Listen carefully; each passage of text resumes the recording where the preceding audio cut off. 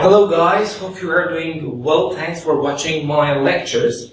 Today I'm going to speak about the Monte Carlo method for this numerical solution of partial differential equations. I've already recorded some videos about the Monte Carlo method for the solution of ordinary differential equations, or in root finding applications, or computing integrals. But in this series of videos, I'm going to discuss the Monte Carlo method and development of this stochastic statistical method for the solution of partial differential equations. Okay, let's start. The Monte Carlo method for the solution of partial differential equations can be classified in two categories. The first one is called the fixed step method, and the other one is the variable step, or the floating step method. It's obvious from the title that in the first item, the step size during the Monte Carlo method is fixed. But here the step size can be variable. So the second method is appropriate for the solution of problems with curved boundaries. Okay, the main concept, or the central concept of the fixed step method is to convert the partial differential equation into a system of equations similar to what we do in discretizations in finite difference algorithms or finite element method. So we have to discretize a partial differential equation into a system of equations like this. Here it is the unknown function, for example, temperature, electrical potential, or anything else. Our unknown function at the grid point I and j are counters of grid numbers. It equals a summation of t at neighboring cells and shows the neighboring points in space. P sub n is the coefficients which connect the neighboring point to the central point, shown by T sub ij. In Monte Carlo framework, we call these coefficients probabilities. It means that if the probability of connection of a point ij and point I plus 1j is 0, it means that there is no connection between them.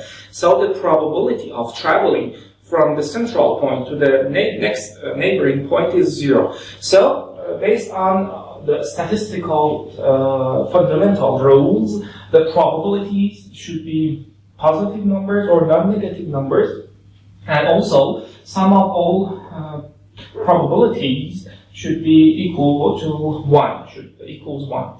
So this is the framework of Monte Carlo method when we use the fixed step scheme.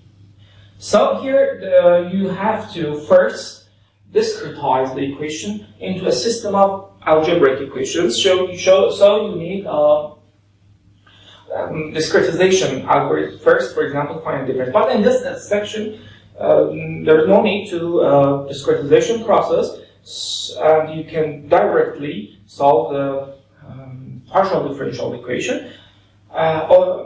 Specifically when there is curved boundaries in your problem. Okay, this is the classification of Monte Carlo method.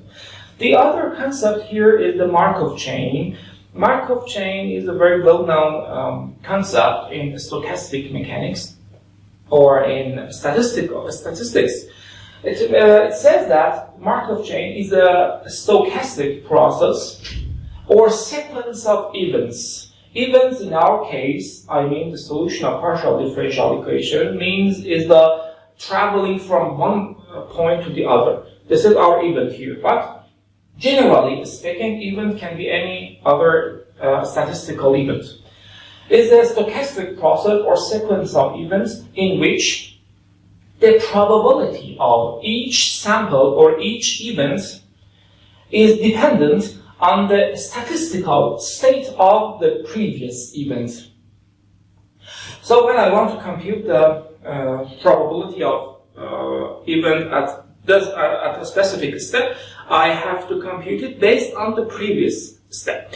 For example, consider that I'm teaching for fluid mechanics in a class, and I'm going to ask questions from students in the class.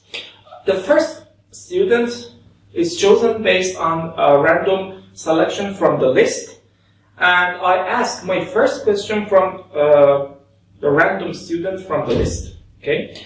The next question is determined by the first student. For example, after I ask my questions, I ask him or her, who is the next guy? And he or she says that ask your next question from his friend, for example, or her friend. And this is an example of a Markov chain. So, because the next student is determined by the statistical state of the previous student. Okay, so we have a sequence of events: k sub 0, k sub 1 to k sub j. J starts from 1 to infinity.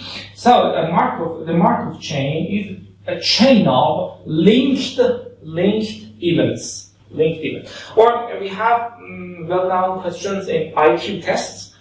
I give you a sequence of numbers, and I want you to guess the next number in the list.